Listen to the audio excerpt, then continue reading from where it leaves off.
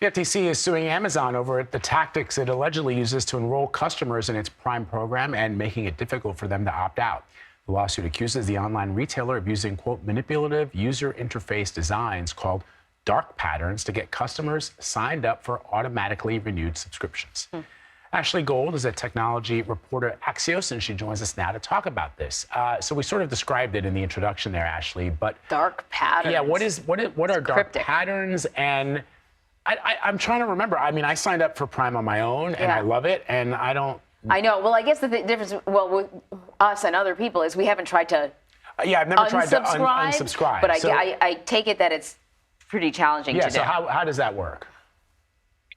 So dark patterns are what agencies like the FTC and researchers call all the different ways websites that sell you a product or a recurring subscription try to make it a little harder for you to get rid of that or to cancel. That could be an option that's sort of hidden in the corner, not able to be seen. It could be the way that you have to click through many different pages to eventually get what you want. Any way that a website basically doesn't make it straightforward to get what you want. Here in the FTC's case, they're saying that when somebody signs up for Prime, it is difficult to cancel if for some reason somebody wants to cancel. The FTC is also alleging that Amazon is signing people up for Prime without really explaining to customers that's what it's doing. In certain cases, when somebody wants to buy something on Amazon and they click on the Prime deal. I can sort of see that, sometimes the way these websites, and Amazon's one of them, when you're buying, for example, an item, it might automatically check mark subscribe. So you get it like every 3 months. And then it certainly happened to me where I didn't realize I was getting this regularly until it came again 2 months later. Then I was like, I don't want this. Right. And you're right. Like the process of unsubscribing is kind of cumbersome. It takes time. How is Amazon responding to these allegations? Amazon is saying that the allegations that they're doing anything that is purposely hurting customers or illegal according to U.S. consumer protection law is totally false. They called the suit without merit, and they've also accused the FTC of coming out in public and, announcing the lawsuit before they were done sort of going back and forth with the agency over the contours of the lawsuit. And they were under the impression that they could have worked something out potentially before this came out, but that's not what happened.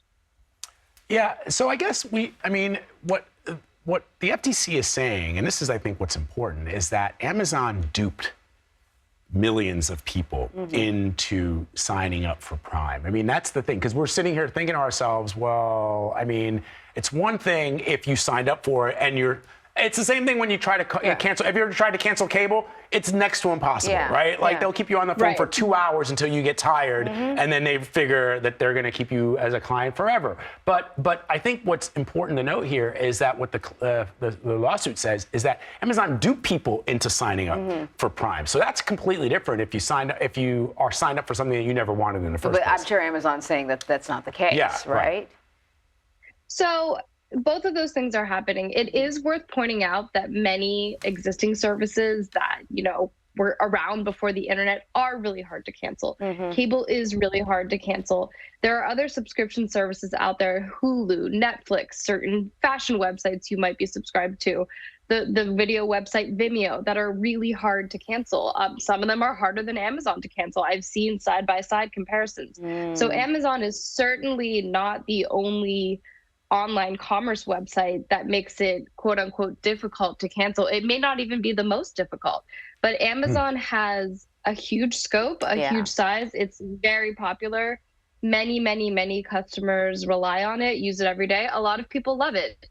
But I think that Amazon is constantly in the crosshairs of the Federal Trade Commission because of its size, its power compared to its competitors. And Chair Lina Khan has long sort of had her eyes set on Amazon. She wrote a paper about Amazon when she was younger that really sort of made her famous in the competition world. So Amazon has long been expected to be under heat by the FTC. Yeah, Amazon's facing a lot of pressure from the federal government. There's also Bernie Sanders, who's taking issue with the labor practices. Ashley Gold, thank you very much. Thank you.